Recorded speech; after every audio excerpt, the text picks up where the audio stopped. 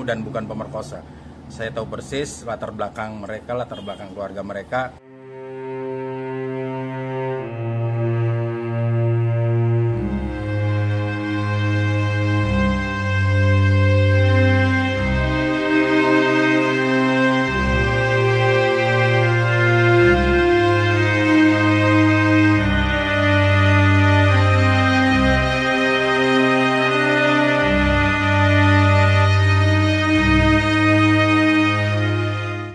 Insya Allah, bukan geng motor, bukan pembunuh dan bukan pemerkosa.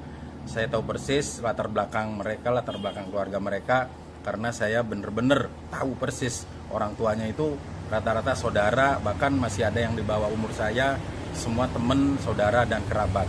Dan anak-anaknya pun hampir semua memanggil saya itu Wak Bas, hampir semua.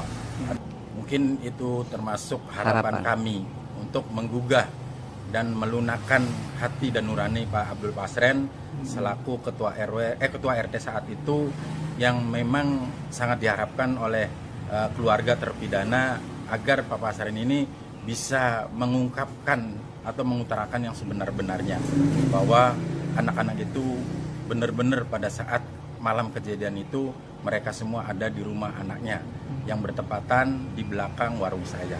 Itu yang kami harapkan juga di dalam doa bersama itu. Intinya kami mengharap dan memohon ke Allah, dan kami meyakini di dalam Al-Quran itu, ud'uni astajib lakum, kata Allah seperti itu. Mintalah kepadaku, kata Allah, ini saya akan aku kabulkan.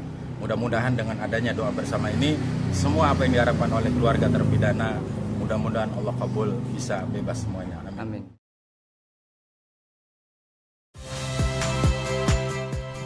Saya Muhammad Syahreza. Saksikan program-program Kompas TV melalui siaran digital, pay TV, dan media streaming lainnya. Kompas TV, independen, terpercaya.